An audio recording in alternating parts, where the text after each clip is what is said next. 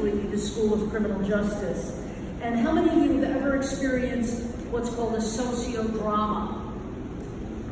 How many of you have ever heard of what a psychodrama is? Now, in mental health counseling and psychology, you're probably aware of the Moreno technique, which is psychodrama, working out issues, etc., through dramatic techniques. Yes? You've heard of that? Well, that's not what this is.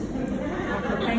It's a sociodrama, which means that we deal with social issues using dramatic techniques. You are the reflective team, the audience, not passive, not like when you go to a Broadway play or a show or a musical and you listen to the beautiful presentation and then later on you give your reviews. No. You will be an integral part of what's happening here. You're a reflective team. So I want you to pay attention. I encourage you to pay attention. Think about the things that are going wrong or things that are going right or ways in which you would have handled it different. As you're putting that kind of in your mind, we will freeze the scene and have a chance to go to you and have you interact with the characters. The characters are going to stay in character at all times until I tell them to come out of character. Are we good? Yes? We'll have a chance to debrief after it's over. But always we will be interacting with you and getting your opinions, your feedback, your analysis. I do want to reiterate what was said earlier about this might be triggering. The topic itself is triggering. Anything that's going to be dramatic is going to be triggering, right?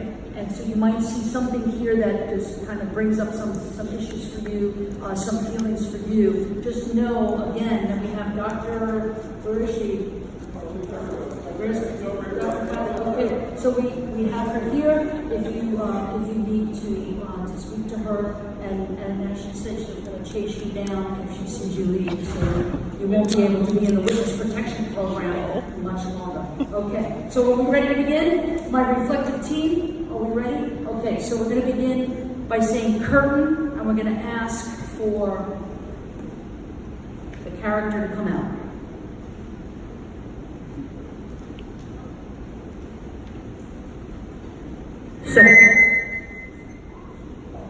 Sector Adam.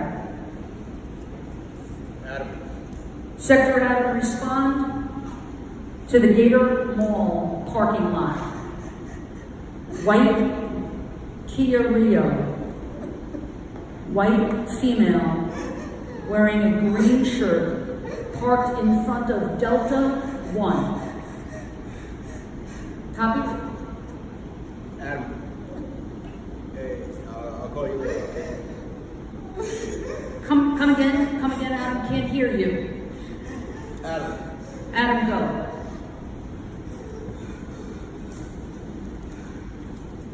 Sector Adam, are you on the air? I need more info. There's no further information. Calls for help. Possible robbery in the past. Complainant did not leave a number. Alright, give me some more info on the lot. It's a big space. Delta 1. Parked in front of Delta 1. That's the only information we have. Alright. Who put in the call? What's going on? Anonymous complainant. Alright. No callback. Adam.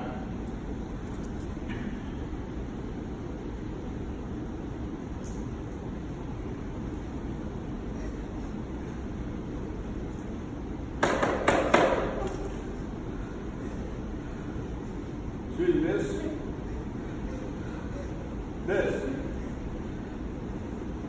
Miss, did you call the police?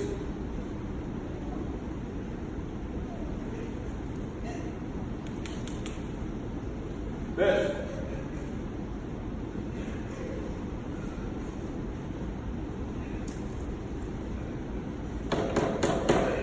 Miss, did you call the police? Sector Adam. Alright, I think I see a vehicle, a woman's with, I'm sorry, Adam. Come again? I think I see the vehicle, the female, I haven't been able to make contact yet. 10-4. Adam. Advise.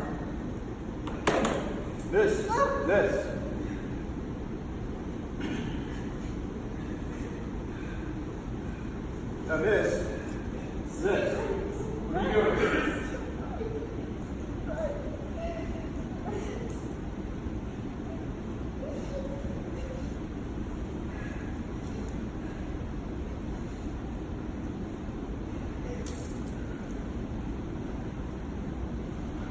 Miss, I need you to step out of the car.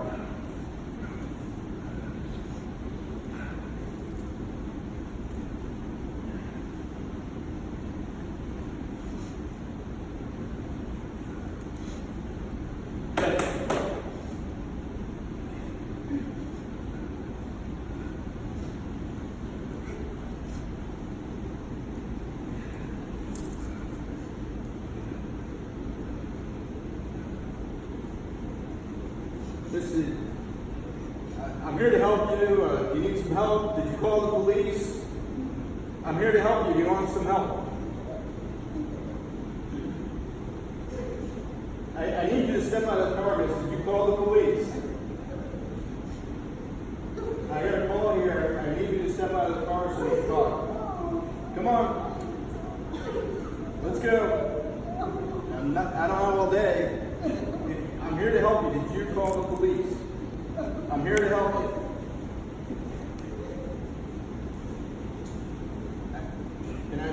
I need to see you.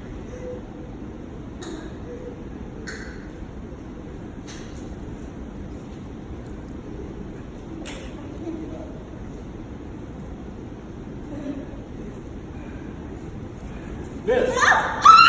Freeze. Okay, so in sociodrama, the character is going to stay in character. I'm going to go to the reflective team right now. I'm going to ask you, what have you identified as a problem here or the issue? What is the issue? What's going on and what do you see? Raise your hand, I'll come around with the mic.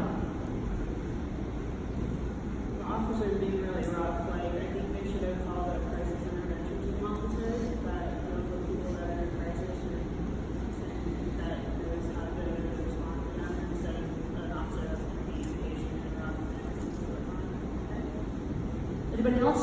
What's going on? Good intervention, bad intervention, what? Yes, sir.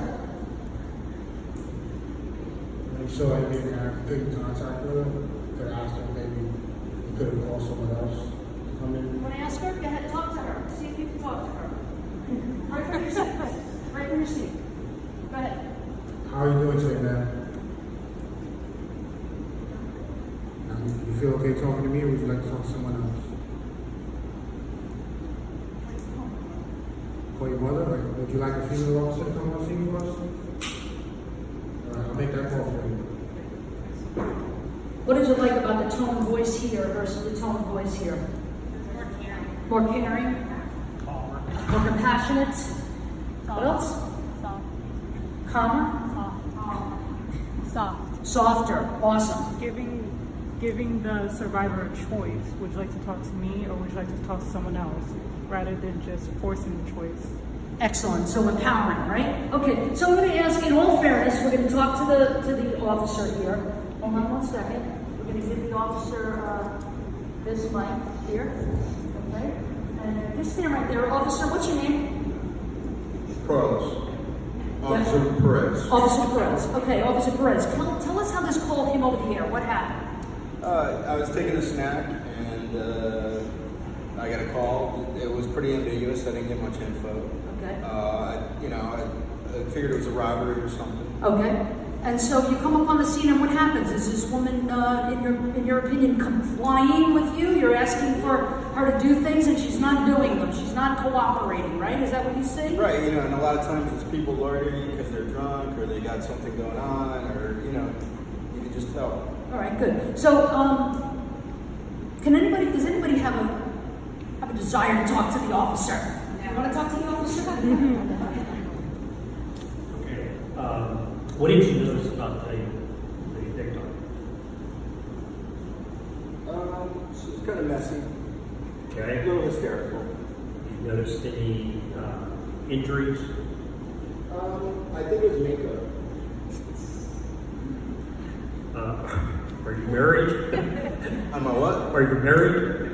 No, but I fool around. How many of your dates have makeup that looks like that?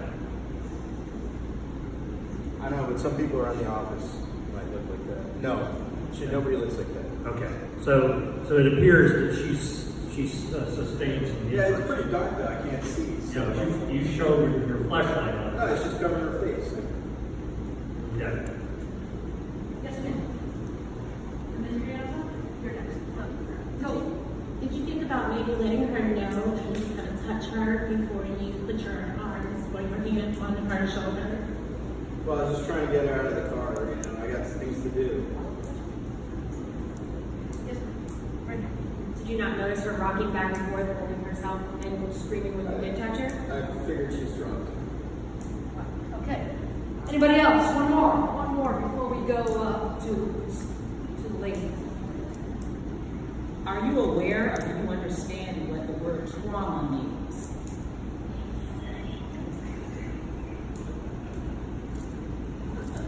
Okay, so no response really. Oh, No response. Do you want to respond to that? You know, everything's a trauma, and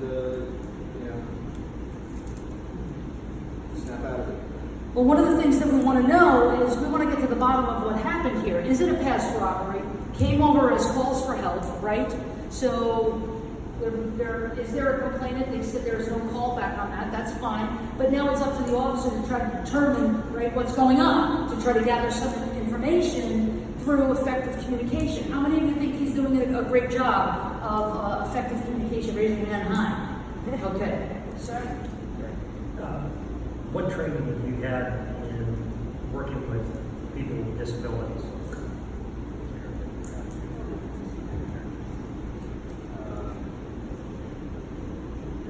There was a course. Yeah, have you taken it? And the reason I ask is I know Hillsborough County Sheriff's Office has a 40-hour course that they teach on how to deal with people with disabilities. And I've ridden with them. So your technique coming across a victim who is displaying these kind of symptoms tells me that you haven't been trained in it. Maybe you're part of the Tampa PD. Let's not. Let's be cordial. Okay. So here's the thing: do we know that this is a survivor with developmental disabilities, and do we know that? Well, what are some of the what would be some of the characteristics based on what Dr. Del Rio just got finished talking to us about? What would have given you the cue that this was a developmental disability issue at all? Yes, ma'am. I mean, there are people can be drunk, but she also had sensory issues with the light and the sound, so I was taking a step back and analyze that. Excellent. So the sensitivity to the light, the sensitivity. So what else? Was there anything else? Any other characteristics that kind of made a light bulb go off? Oh, it wasn't until the very end when you asked if there's somebody that she could call. And she said her mom, and she's clearly older. You wouldn't think that mom would be the first person she would go to. Okay. So there's a little possible regression back to child trauma, or just regression back to that child development, right? What else? Anything else? Anything else that she's doing? What is she doing right now? What do you see? The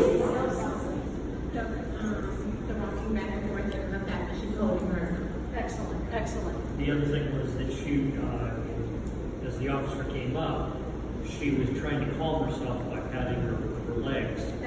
Excellent, great. So all of these things are the behavioral indicators, right? So that should have been a tip-off, but maybe, in all fairness to the officer, maybe he wasn't paying attention that day when they had that course, okay? That's possible. And, retraining, I'm a big advocate of training, retraining, and education. So that's why we're here, so to learn something.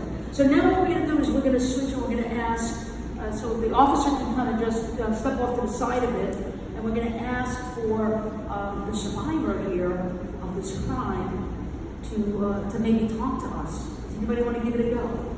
Anybody want to give it a go? What would you ask her? What would you want to know?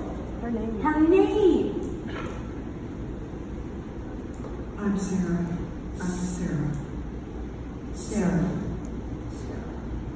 Okay, what do you want to ask Sarah? What do you want to ask Sarah next? You want to determine a couple of things, right? You want to determine, first of all, do you think that she's injured? Does she look like she's injured? Yeah? So what you want to ask her right after you ask her what her name is? Anybody? Yes, ma'am. And then your next. Yes. Are you hurt? Are you injured? Are you injured, sir? Yes. Yes. Yes, I'm injured. Yeah. I'm injured. I need to call my mother. Do you feel as if you're safe right now? No. No, that's it. Yes, ma'am. Nice and loud if you can. All right there. Would it be okay if we called for EMS to check you out, just to make sure you're okay physically? Okay. Excellent. What's so great about that? What's so great about asking that question, asking permission? And it's empowering, right? So we want to restore security. We want to let her know she's safe now, right? That what has happened is in the past. She's safe now. We want to empower her. Let her ask her some permission type questions, just like you did. Excellent. Restoring dignity back to her. Do you feel like the cop was giving her restoring dignity in any way? No. In fact, the opposite, right? Really making it more traumatizing. Okay. Sarah, is there anything you wanted to say right now? Here's Sarah. This is what I'm going to do. There's another technique that we use in sociodrama. I'm going to bubble you. Okay. So what that means is that only you and I can hear, and no one else can hear what's going on. So because there might be too many people. You know, when a trauma survivor doesn't really want to start talking in front of a whole bunch of people. There's like 35 people here, right? So we're going to bubble her for privacy, which is, again, about restoring dignity. And I'm going to get down like this on my knee here, like this. And so we're going to ask you, Sarah, no one else can hear you. Do you need to go to the hospital? Yes. Okay. So we're going to call an ambulance. We're going to call an ambulance and we're going to get EMS to take you to the hospital. So I'm going to freeze the scene here. I'm going to go to the audience a minute while we're changing the scene to the hospital. What would be some of the things that you would like to see happen now at the hospital? Would you like the police officer to be there, or would you like someone else to be there? Someone else. And you said earlier, would you like me to get a female? Who asked that great question? Somebody asked that great question, should we get a female police officer? Right? You could all, excellent, yes. Now sometimes a female police officer may not be available, right? And so, men can be just as sensitive. It's all about how you say it. It's all about your paraverbal communication, right? Your kinesics, how close you're standing to someone, your proxemics. Touching, what happened when the police officer touched her? Right? Big problem with that. You don't want to do that, right? You want to avoid that. So now we're going to get someone else to come in who's a victim advocate, who's going to come in and try to get to the bottom of what's happening. Because isn't it important? Why do we want to know what's happening? Why do we want to get to the bottom of this? Why do we need to get to the bottom of this? Or do we not? What else? Yeah. You need to know what happened in order to help her, to know what kind of services to refer her to, contact medical. Excellent, yes. We don't know if the perpetrator is still in the vicinity. Excellent, yes. What else? We need to find out if there's been a crime. That's right. We want to know what kind of crime has been committed. And what about any evidence that we might be able to obtain? Right? And so if this is a sexual assault, what would be something that the police would be interested in? Some type of an evidence kit, right? So this is where it gets very, very tricky, where it gets very, very sensitive, and we want to make sure that we have the right person for the job. So enter the victim advocate. Is it okay if I sit here next to you? Sarah, it seems like you're very upset. Can you tell me a little bit about why that is?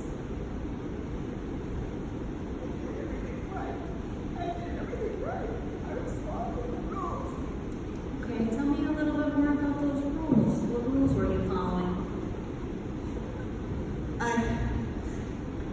supposed to be alone with him, and I wasn't supposed to be alone. Bumble said, never be alone. And to meet in the day. Okay, so you follow the rules, so you met someone new today. And you met him during the day. Yes, we had coffee. You had coffee. We had coffee. Okay. Coffee. Do you remember his name? Will. Okay. So what happened that made you so upset when you went on this date with Will? Well, I thought it was nice. He seemed as if he was nice. I'm sure he did. I'm sure he did. But he wasn't so nice. Did he do something not so nice to you? Okay. So maybe we can talk about that a little bit more later. Is there anyone that we can call that you would want them to be here with you at the hospital? My mother. Your mother. Okay, we could definitely call your mother. We also need to know if you have any medical or any other conditions that could be maybe that we need to know about. It's worse today. It's worse. It's worse. It's worse today. It's worse since Will. Okay, so can you tell me what's worse today? I have autism. Okay. So thank you for sharing that, because I think that will be important for us to know. Would it be okay if I have one of the doctors come in and talk with you and maybe examine you to make sure that you're okay? Okay. So the doctor may have to examine you, and that means he might have to touch you. And I know that it seems like you become a little uncomfortable sometimes, right? When someone I know. Freeze. Okay, so we're gonna freeze. What do you like about the victim advocate? Or what would you have done differently? What did you like? Is there anything that you liked about her intervention? She got asked permission to sit down, and she talked to her in a nice soft voice, took her words, and then was able to make it further into a question. But she never introduced herself. Okay. Never gave her name. Okay. Excellent. Okay, what were you gonna say? I agree with what she said, but I also noticed that when she asked to call mom, we still have yet to contact her mom. And I would think that someone would ask, okay, what's your mom's name? Can we get her contact information? Because mom may have Parkinson's. So what else did you like? What were some of the things? What were the characteristics of the victim advocate that you felt made it a good intervention? Yes. When she found out that something not so nice happened, she didn't go like, okay, what was the thing that happened that was not so nice? She wanted mom to be here first, but she felt more comfortable because she's obviously traumatized right now, she's going through something. Excellent. Great. What else? What did you learn from the victim advocate, if anything? Well, I like the fact that the victim advocate asked if she needed to be examined by a doctor, and that the doctor might have to touch her, would she be okay with that? So asking her permission, realizing that she's got autism, so she's probably very sensitive to being touched, and getting clarification from her. Great. Yes. One of the things that I liked about the advocate was the tone that she was using while she was talking to her. She took her time, it wasn't like she was rushing her, telling her to get the information from her. And again, it wasn't the same thing how she repeated what she said. She was like, oh, so something not so nice, versus saying something else. Perfect. Great. Excellent. Thank you. So, in the interest of time, because our time is almost up here for this part of the segment of the presentation, I'm going to ask for the characters to come out and now step out of character and be themselves. So maybe you might want to remove your hat this way, and then you can kind of feel a little bit better and shake it off. And what I'm going to do is I'm going to give the actors opportunity to talk to you about what it felt like for them to act in that role and what, if anything, they've learned from the experience. Hello, everyone. I'm Dr. Carlos Perez, and by day I'm the Director of Outreach for a number of colleges within NSU. And in addition to that, I teach doctoral courses in organizational behavior and undergraduate courses in human service administration. What was it like for you to play this role of this insensitive, bad intervention cop? So it's kind of fun. In the 20-some years I've been in higher education, I've often been involved in role play and supporting classes. I really get involved with some of the different areas. And so I want to try to be a good actor because it's part of the experience. And to give, but obviously it was hard to do some wrong things. Yes, excellent. Can I say just one word? Sure. A couple words? Yeah. I found it really difficult. Actually, this is really answering your question because I have many friends that are in law enforcement, and I have known some incredible people that are highly trained in many different areas. Ethnic, racial sensitivity, LGBT issues. I have diverse friends that have suffered trauma themselves. And in case you don't know it, this is Police Week, where hundreds of thousands of police officers gather in DC. And, I have a really good friend, and I tried to play his role a little bit, that we were talking because, when I had a tough day, I got an email that had a bad tone. When he had a rough day, he found a baby that was covered in feces because his mother is dead. So we pick on law enforcement sometimes, and society's been doing this, but that is not a job I want to be doing. Thank you. Yeah, I'll reiterate that. I'm a former lieutenant. You read my bio. If you did, you can later on. Good bathroom reading. No, just kidding. But I spent 20 years with the NYPD, and I taught police recruits for many, many, many years. Now I'm teaching in the School of Criminal Justice, in the PhD program, in the master's program, and in the bachelor's program.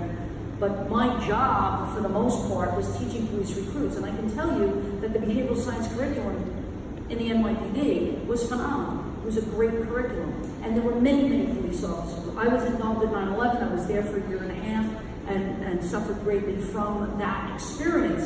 So we're not all bad guys. Of course, this is a theatrical, dramatic extreme in order to draw upon what you wouldn't do and what you can see as the thing to do.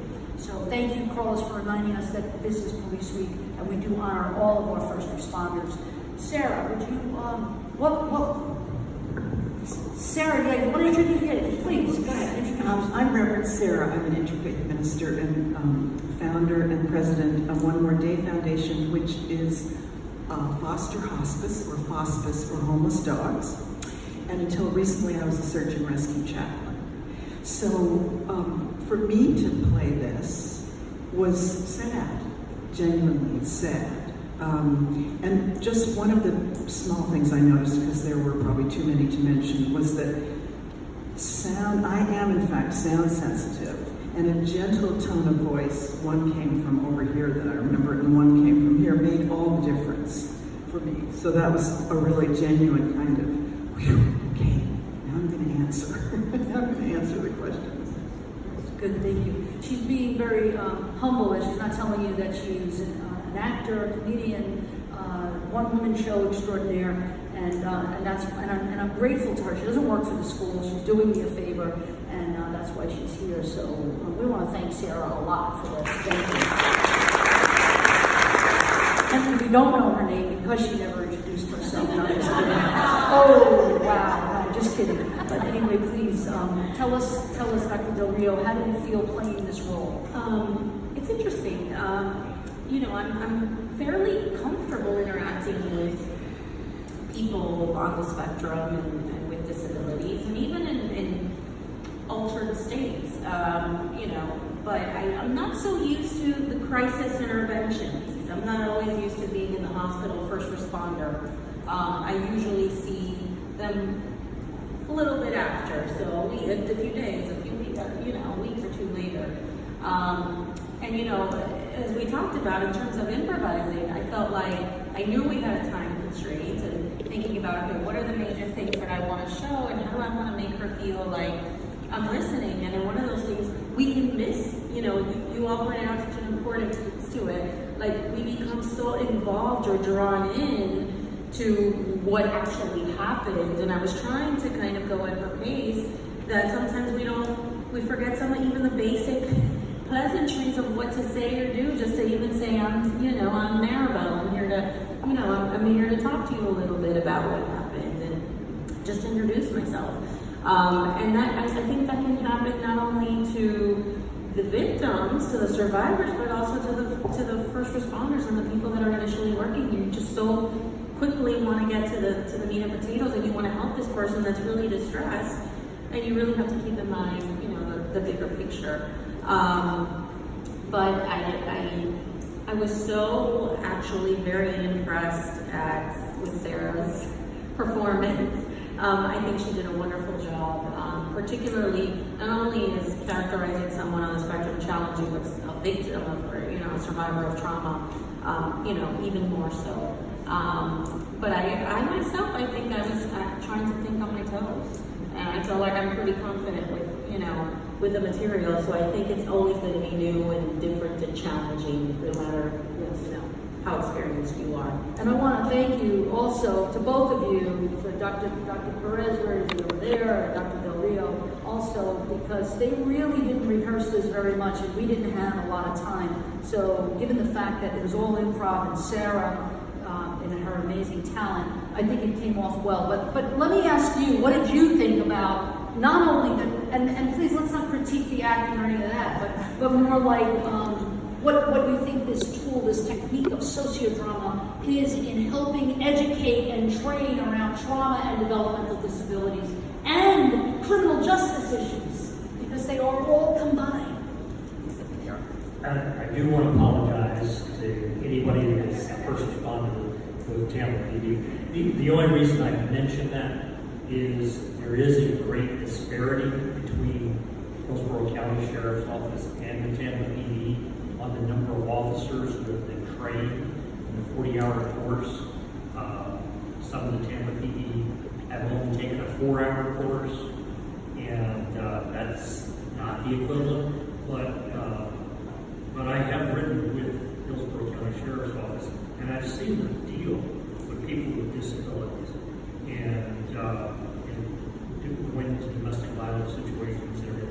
And it is vitally important for first responders to have that level of training to deal with just this type of situation. Exactly, which is why they should sign up for the criminal justice bachelor's or master's or PhD, and also developmental disabilities graduate program, right? Because this is the way in which officers, and by the way, isn't it true, Dr. Manberg, that isn't it true that we also offer a discount for police officers and anyone in law enforcement? Isn't that true?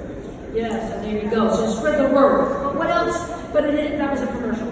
But an implicit one. But however, what else did you like about this sociodrama? I'm new to this field, but I do have a question. Is this consistent, this drama, regardless if it's a disability or not? Is this common practice? It's just my question. Yeah, now when you say common practice, do you mean that this is the way police officers respond? No, you would hope not, right? Respond to the victim. Yes, so that's a good question. I think we have two layers here, right? Two elements. We have trauma compounded by the developmental disability, right? So it's just another layer of it, making it a little bit harder to communicate and needing some special skills to be able to identify. Just to be able to identify, not only, it's pretty obvious that this is a trauma, Right. but I think the primary issue, really was addressing the trauma. Then it was just, how do I do it in a developmentally appropriate or sensitive way? But definitely the primary issue would always be the trauma. And yes, I think there would be some consistency, but some differences, depending on the person. Yes, so you make the client feel safe, the victim feel safe, you empower them, you create a safe space, make them feel secure. So I think these are all things, validate their experience, you know, I think all of those things are things that would translate over anyway. Regrettably, we only have time for one more, but this is good because it keeps you wanting more. You know, we want to be deep and brief, right? So, what do they say? Blessed are the brief, so they will be asked back. So, anyway, this is what we'd like you to do. This is more than NSU all of the classes. Sorry to skip the last comment, but I actually work at the Crisis Center in Tampa Bay, and I worked in the Sexual Assault Services Department, and this is the exact run through basically that the advocates use working with them. So really, you did spot on, great job working with the trauma. And then I also wanted to give a shout out to the HCSO and the TPD that I've worked with, because they've done a great job of handling these types of situations and just kind of following our guide and trying to help out in whatever way possible. So from what I've seen.